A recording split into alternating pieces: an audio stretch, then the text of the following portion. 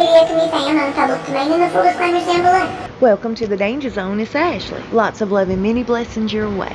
Peter, Adam, and Percy, thank you. Either he's really bored or he's trying to earn brownie points. Either way, Harry shows up at the Well Child event. Looks like he's wearing his brother's clothes. An unannounced visit. Surprise, y'all, it's me, Harry. I must say he looked a whole lot more relaxed and genuine this go round than he did last time. I'll refresh your memory here in just a minute.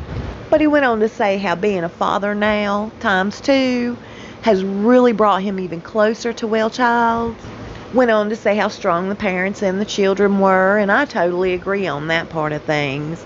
But I'm wondering, is this his idea, or was it Meghan's? Or was it because his good buddy Ed Sheeran showed up with his wife? It really makes you wonder what's genuine with this joker and what's not.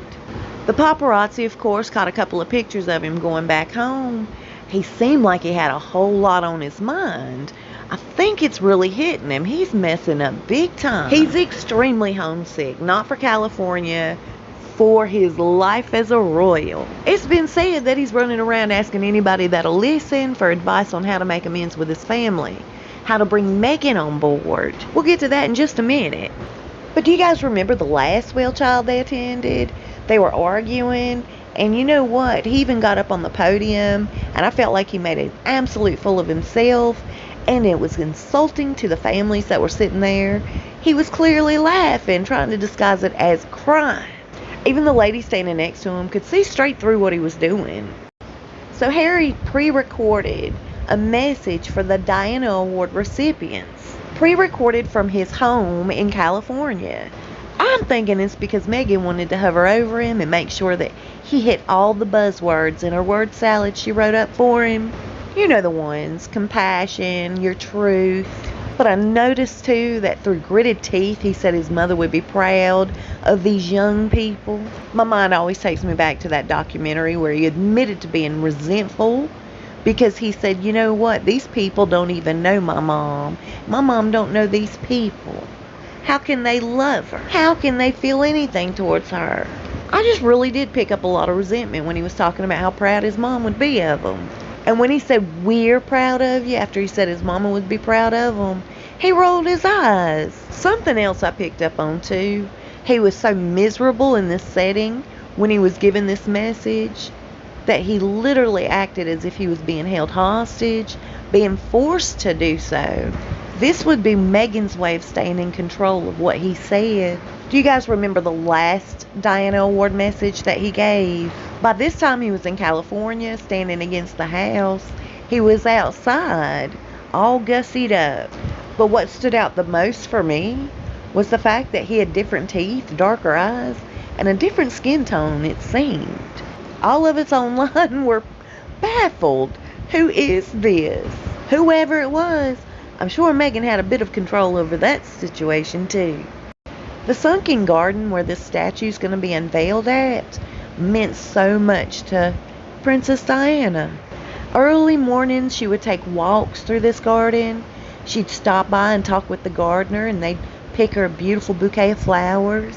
For Diana it meant serenity. It was someplace she could go to think, get her thoughts together, walk with her children. And doesn't it make sense now, out of all the places you could go to say, hey, we're engaged, Meghan chose the sunken garden. She don't miss a beat, does she?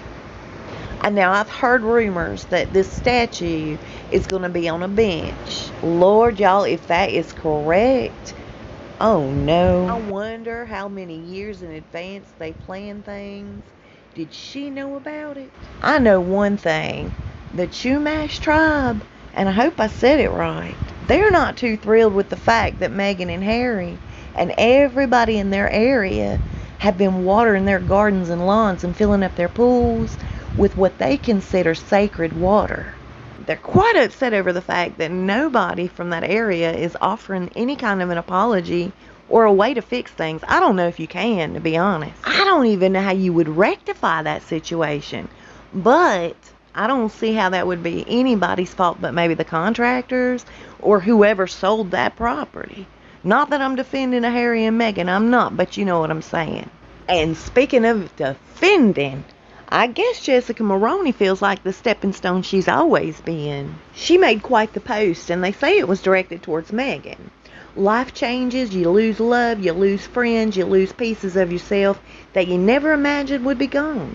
And then, without even realizing it, these pieces come back. New love enters, better friends come along, and a stronger, wiser you is staring back at you in the mirror. Quit crying, Jessica, you're one of many, and you knew it when you were hanging out with her, who she was. And listen to this, y'all. Now, the brothers have agreed to sit down and have a meeting after unveiling Diana's statue. They want to see if they can sort out their problems, work things out for the family. Meghan is not on board. It's being said that she wants nothing to do with that, not one thing. And if Harry goes along with it, he's giving in. He's allowing the ill treatment that Meghan had to go through. There's just no winning with this situation. There's never going to be any peace as long as she's in the picture. As long as Harry goes ahead with what Meghan wants, Meghan gets. And y'all, can I just say about yesterday's video? Wasn't that awfully strange what happened? Now, I don't take any credit for finding those pictures or that family. I had no clue who they were until it was shared with me. But that video was literally up 10 minutes before I was getting all kinds of threats. Oh, uh-oh. And as weird as it was, my comments got disabled due to the fact that minors were in my video.